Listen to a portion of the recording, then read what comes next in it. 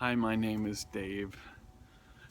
Isn't it true that the ego ultimately comes in and disrupts all of our lives at one point or another, to one degree or another? Well, I'm excited today because I finally was able to get a video of a good friend of mine talking about his experience with the adventure of the ego and how he started off working on it in relation to his marriage, but it wound up having a dramatically positive effect on every other part of his life. So I'm going to switch right into that video, and I hope you enjoy this clip. Thanks. My wife and I, we went to numerous, I can't tell you how many marriage counselors we went to. And then we were going to one marriage counselor, and we were working on things. And really, the marriage counseling was more about,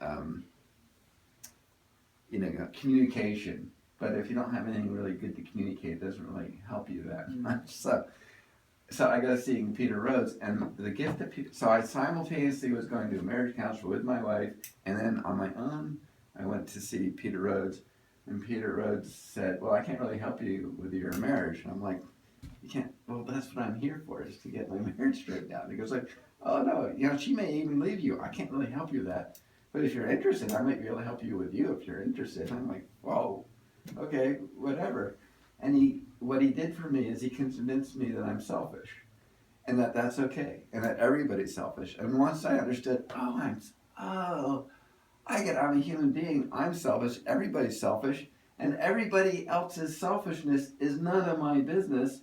All I have to do is focus on my own selfishness and realize that's the way I am. I need to give it up to God, get Him to work through me, so I'm not there. It's just God. And guess what?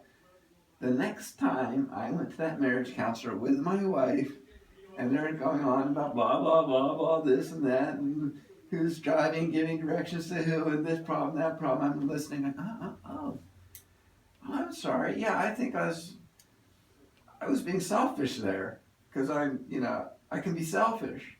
And the marriage counselor's like, "Wow, Glenn, this is unbelievable. You've made real progress. This is really something." And guess what? My life has improved dramatically ever since then. I think marriage counseling is great, but recognizing that you're selfish is even better.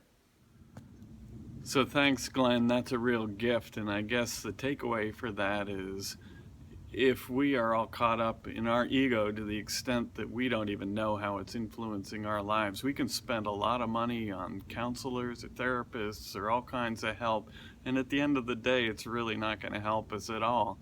But once we recognize how the ego is interacting with our lives and distracting from what it really means to be a human being, once we realize that, then we can move forward and live with a kind of bountifulness that is just extraordinary. Have a great day.